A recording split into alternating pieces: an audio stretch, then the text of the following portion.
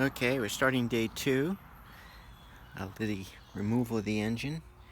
The first thing we're going to do is take off this top assembly, which includes the alternator and no air compressor, because that's already AC, because we've got a special idler on there instead. So far we found everything has been 10 millimeter or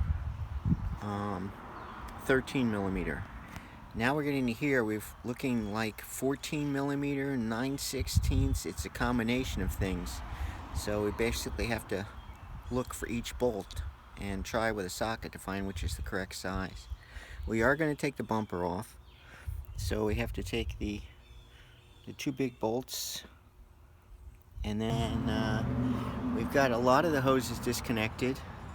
Some of them are difficult to see, but we'll finish disconnecting all the wiring and hoses, take off this front piece, take off the front bumper, disconnect the transmission bolts.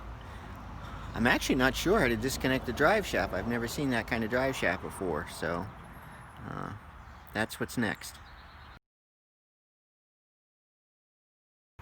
Okay, so we've removed the upper assembly, which is nice and easy to do. And if you had an air conditioning compressor, that would get rid of that too, but the alternator and a lot of casting out of your way. Now it's fairly easy. There's only 1, 2, 3, 4, 5, 6, 7, 2, 3, 4, 5, 6 bolts. For us, we had to take out the tube for the water pump, but that's fine because that would come out anyway.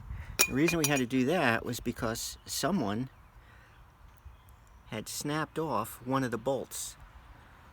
So instead of being able to lift the assembly straight up, we had to slide it forward, and it hit the water tube. So we just took that out and it slid forward and came right out.